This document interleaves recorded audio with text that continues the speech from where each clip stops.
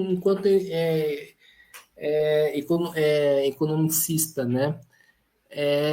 E que é sobre a questão da chamada escala 6 por 1, né? Que tomou o debate político nacional nesse último período. O pessoal que, né, se coloca favorável à escala 6 por 1 fala que isso iria trazer um dano para o país, que poderia ter um enorme número de desemprego, que poderia, né, quebrar o país, o salário iria ser rebaixado. E eu queria escutar você como economicista, né? Que você falasse um pouco dessa afirmativa que muitos utilizam aí para se colocar contra, né, uma demanda que eu acho justa, né, dos trabalhadores.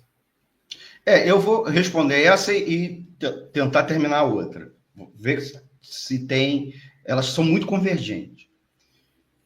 Você já reparou que a imprensa, quando começou a falar disso, pressionada pelas redes sociais, certo?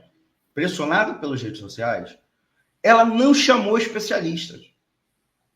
Ela começou, muitas vezes, o próprio jornalista, né, ou editorialista, ou comentarista regular do jornal, a responder que era ruim. Ou que a discussão estava muito superficial. Sendo que esse debate é um debate de mais de 30 anos, para ser verdade. Tá? Que é o debate sobre o tamanho da jornada, ou pelo menos o tamanho máximo da jornada de trabalho no Brasil, certo? Então, você vê que interessante. Quando você assiste um telejornal ou lê um portal de notícias, todo portal de notícias tem uma seção, uma aba do portal de notícias que é economia. Aí quando tu abre essa aba, a aba fala muito de mercado financeiro. Mercado financeiro, pá. E quando há um aspas, que é quando o jornalista pergunta a alguém, então ele reproduz a fala de alguém, a opinião, a análise, a avaliação de alguém, geralmente é um analista de mercado, né? O que é um analista de mercado? É um profissional do mercado financeiro, banco, corretora, que faz análise do mercado, tá fazendo ali análise dos dados do mercado financeiro para apontar um diagnóstico para a instituição e os clientes da instituição. Ou um economista, que é um economista-chefe do mercado financeiro. Nunca é um pessoal da universidade. Todo tema no Brasil, tema de saúde, o bicho de pé. O brasileiro tem muito bicho de pé. E o repórter vai lá e entrevista um professor da universidade. Professor de biologia, de biomedicina, de medicina, né? De profissional de dermatologia, né? Mas nunca é o de economia. E mais, nunca é um economista da indústria, ou do comércio, ou da instituição da indústria e do comércio. É sempre ou um economista do setor público, né? Que trabalha no setor público. Eu sou um que trabalha no setor público. Nunca é. Sempre é um economista. Em muitos casos, esses profissionais, apesar de usarem o título de economista, eles não são bacharéis em economia. Eles não fizeram curso de economia. Eles fizeram uma pós-graduação, sei lá, das contas, um MBA, que aí eles passaram a se titular como economista. Não sei se vocês sabem disso. Nem tem registro no conselho profissional. Se você vai ao médico, você procura um médico que tem registro, que está lá no conselho profissional, né? Conselho Regional de Medicina. Um advogado que esteja no registro na OAB, Ordem dos Advogados do Brasil. Esses economistas geralmente não têm registro no conselho profissional. Isso é uma narrativa? De certo sentido, é um discurso. Porque as instituições de comunicação, de mídia social, elas têm alianças, interesses com setores empresariais que, em sua maioria, são o mercado financeiro. E nessa polarização que o país está, nesse rearranjo do poder, das composições, das frações e das alianças das classes dominantes, das classes sociais, das classes econômicas dominantes, nesse rearranjo, há uma blindagem sobre os temas econômicos. Então, se por um lado, quando a gente vai falar de vários temas, você ouve vários lados, né? Abre para o político da oposição, do governo Lula, né? Para os bolsonaristas falar, né? Nesse momento não se abre. Então, se abriu para os deputados, inclusive a Érica Hilton, muito tardiamente, esquecendo, inclusive, que havia tramitação de projetos de emenda constitucional e projeto de lei tramitando no Congresso Nacional a esse respeito há muito tempo, similares, não é exatamente esse. Por isso a importância até desse projeto e da campanha contra a escala 6, pelo fim da escala 6-1, né? Não que ele inventar a roda, porque já tinha outros projetos, outras iniciativas e outras lutas pela redução da jornada de trabalho, inclusive fixar em 35 ou 36, ou pelo menos reduzir de 44 para 40, que é o que é preconizado pela Organização Internacional do Trabalho, certo? Porque se você trabalha 6x1, na verdade é porque a jornada de trabalho é 44 e nem é cumprida, às vezes é maior, excedente a 44 horas semanais. E a Constituição, simplesmente o que ela fez foi estabelecer essa barreira para que a jornada oficial, legal, não fosse maior que isso, certo? E ao longo da história do capitalismo mundial e brasileiro, os trabalhadores, à medida que aumentavam a produtividade, lutavam pela redução da jornada de trabalho, seja horas diárias, reduzir para que hoje a gente fixe em 8 horas, regular, e número de dias da semana. Já foi ainda pior no passado, e a classe trabalhadora conseguiu. E a imprensa não discute isso, é um bloqueio na imprensa. Por quê? A imprensa, apesar de se dizer profissional, ela, no fundo, ela até é profissional, mas ela é uma atividade econômica cujos donos, os empresários, são mega empresários, são mega corporações, muitas delas, inclusive, ligadas ao mercado financeiro, lembrando, por exemplo, que o UOL é dono, por exemplo, do UOL Bank, do PagSeguro, do PagBank, quer dizer, é um banco, tá? Eles são um banco. Né? O SBT era, né, o famoso Banco Pan-Americano, que faliu, né?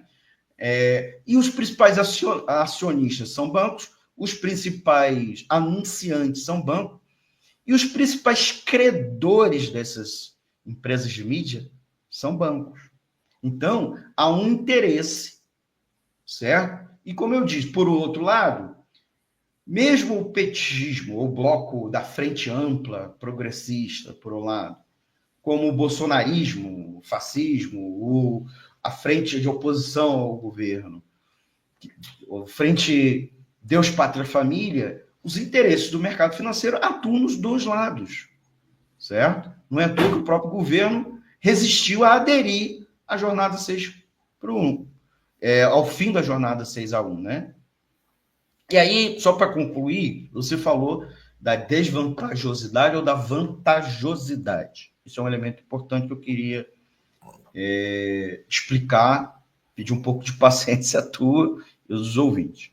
Primeira coisa, não só concordo pelo fim, né? Como já botei nas minhas redes sociais, estou para fazer uma edição para a gente debater isso lá no Economia é Fácil. A própria edição, dia 21 agora de novembro, a gente vai também incluir esse tema, mas nós vamos tratar mais, né? Aprofundar, você me permite, vou explicar aqui um pouco, mas não com profundidade, até por conta do tempo. A classe trabalhadora, certo? Ela muitas vezes trabalha, ela é funcionário de alguém, de uma empresa, funcionário de uma empresa. A empresa quer que você trabalhe muito. Quanto mais ela puder fazer você trabalhar, mais é benéfico para a empresa. Não é benéfico necessariamente para você. Você, às vezes, trabalha mais horas e o cara não paga isso. Não paga, literalmente, ou não paga proporcionalmente essas mais horas que você está trabalhando.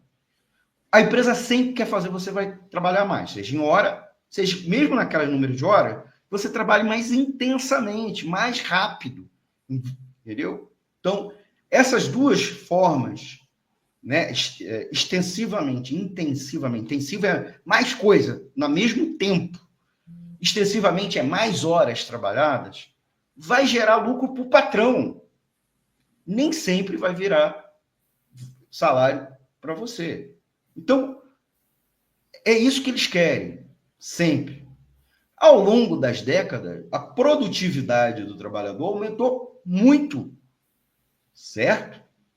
Hoje, um trabalhador faz coisas, inclusive em razão da tecnologia, mais rápido do que ele fazia há 30 anos, há 35 anos, no tempo da Constituição de 88, quando foi redigida a Constituição de 88, certo? E isso não foi transferido para você, ou sob forma de salário, ou sob forma de redução da jornada. E é isso que está sendo pedido, por um lado. Por outro, quando o trabalhador trabalha menos horas, ele se torna mais produtivo. Porque ele está descansado, ele está mais saudável, ele conseguiu resolver os problemas familiares e outros fora do horário de trabalho, certo? Então, aumenta a produtividade. É por isso que a jornada de trabalho ao longo de séculos reduziu e a produção no mundo aumentou, em vez do contrário, senão a gente diria. E também, as pessoas ganham mais dinheiro, elas estão ganhando mais dinheiro, porque às vezes essa forma é compensada, se não em menos hora, com ampliação do valor. Por isso, se fixou a lei sobre hora extra, por exemplo, né? Então você paga um adicional, não é só uma adição, é um adicional, né? A hora fora, a hora a mais do horário regular, você ganha muito a mais, certo? Então, você com isso tem mais dinheiro você consome mais. Se você reduz a jornada de trabalho, por exemplo, menos hora, você vai estar fazendo esse trabalhador, além de estar mais saudável, gastando menos com o hospital, gastando menos com o sistema de saúde pública, ele vai estar consumindo. E consumo, lembrando, consumo é receita para o empresário. Só que aí é aquela coisa, aí vem dois fatores. Mas isso não causa um prejuízo para o empresário individualmente? Não necessariamente.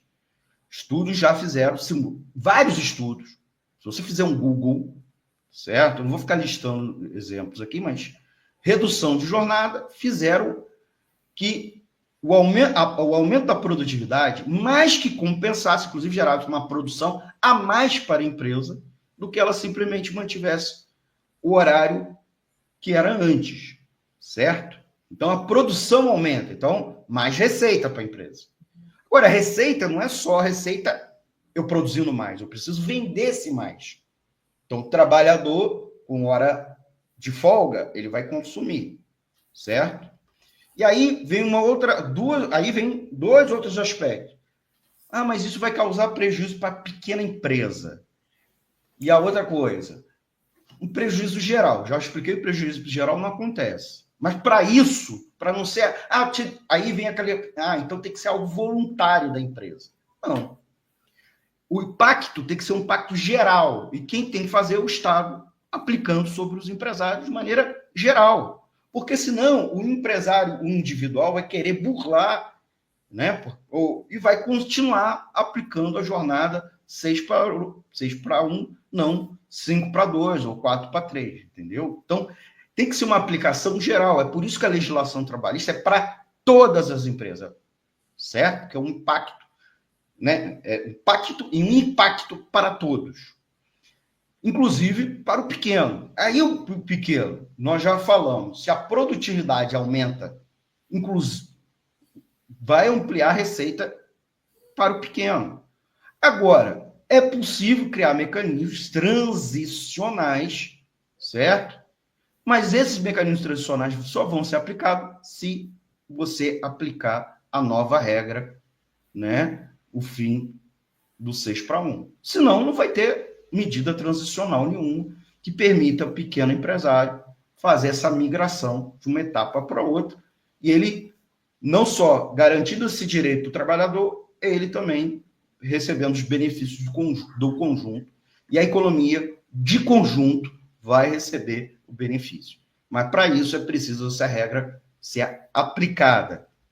E muitos setores do empresariado não vê isso porque eles precisam, como eu falei anteriormente, da extensificação, especialmente nesse momento de queda da taxa de lucro mundial, entendeu? Então, é por isso que os empresários não veem isso com bons olhos, não vão querer isso e com facilidade, certo? É por isso que a gente precisa impor, lutar para que isso seja aprovado e implementado. Guilherme. Perfeito. Perfeito, então, Almir. Muito boa